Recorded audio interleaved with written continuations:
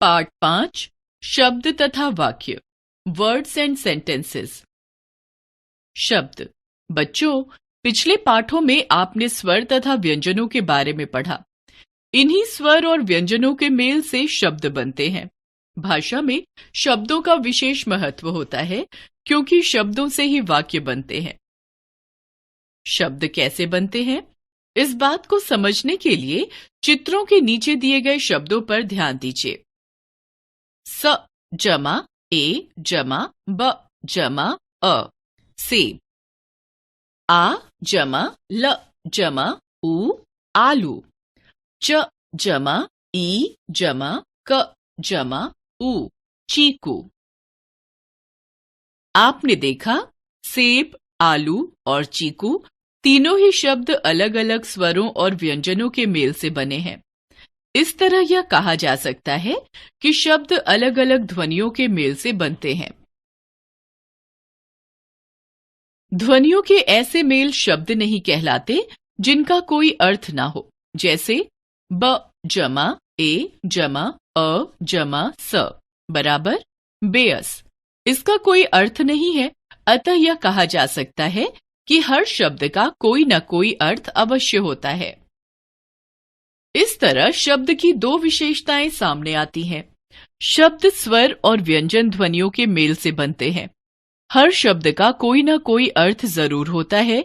जिसका कोई अर्थ नहीं है उसे शब्द नहीं कह सकते। देखिए शब्दों के कुछ और उदाहरण। ख जमा ई जमा र जमा आ खीरा।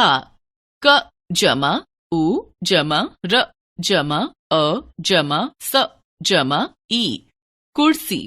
भ जमा आ जमा ल जमा उ भालू।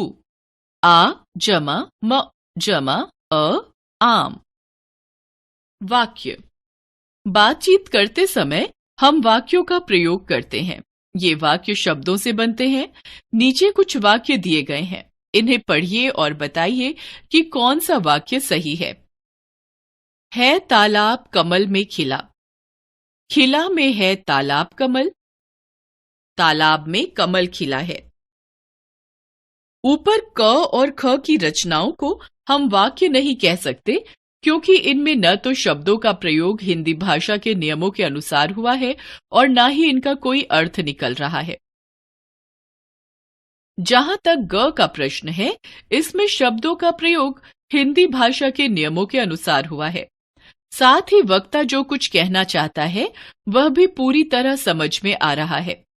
इसे हम वाक्य कह सकते हैं। अतः हम कह सकते हैं, शब्दों को निश्चित क्रम में जोड़कर बना सार्थक समूह वाक्य कहलाता है। इस तरह वाक्य की तीन प्रमुख विशेषताएं होती हैं। वाक्य विभिन्न शब्दों के मेल से बनता है।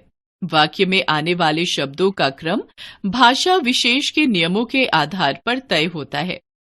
वक्ता जो कुछ कहना चाहता है उसे वाक्य पूरी तरह से व्यक्त करता है। एक बार फिर से, ध्वनियों को सही क्रम में जोड़कर बना स्वतंत्र एवं अर्थवान समूह शब्द है। शब्दों को निश्चित क्रम में जोड़कर बना सार्थक समूह वाक्य कहलाता है।